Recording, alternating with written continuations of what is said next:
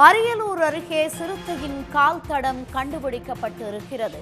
சிறுத்தையை பிடிக்க செந்துறை தாலுகா அலுவலகத்திலிருந்து நின்னியூருக்கு கூண்டு செலுத்தப்பட்டு இருக்கிறது.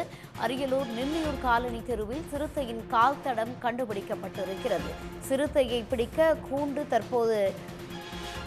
எடுத்து சென்றிருக்கின்றனர். செந்துறையிலிருந்து அருகே இருக்கும் நின்னியூர் பகுதியில் சிறுத்தையின் கால் தடம் கண்டுபிடிக்கப்பட்டிருக்கிறது. செந்துறை தாலுகா அலுவலகத்திலிருந்து நின்னியூருக்கு தற்போது கூண்டு எடுத்துச் செல்லப்பட்டிருக்கிறது. இது குறித்த கூடுதல் விவரங்களுடன் இணைகிறார் செய்தியாளர் ஞானசேகரன். ஞானசேகரன், விவரங்களை பதிவு செய்யும். அரியலூரில் நேற்று இரவு செந்துறை மருத்துவமனையில் சிறுத்தை பாய்ந்து சென்ற காட்சியை சிசிடிவி மூலமும் அருகில் குடியிருந்தவர்கள் மூலமும் தெரிந்தது. இதனையடுத்து வனத்துறையினர் அங்கே வந்து கேமரா வைத்தர்கள் வைத்துள்ளார்கள். இந்நிலையில் இன்றைய சாயந்தரம் செந்துறை அருகே உள்ள நின்னியூர் பகுதியில் இருப்பதாக சந்தேகிக்கப்படுகிறது என்று அங்கே வந்து கால் தடங்கள் பதிந்துள்ளன.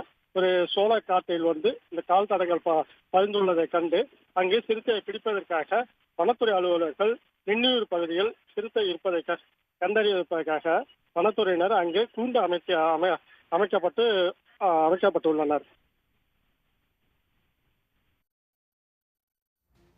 ஞானசேகரன், தற்போது அந்த சிறுத்தையை பிடிக்க எத்தனை வனத்துறை அதிகாரிகள் அந்த சம்பவ இடத்திற்கு சென்றிருக்காங்க? எவ்வளவு நேரமாகும் இந்த சிறுத்தையை பிடிக்க?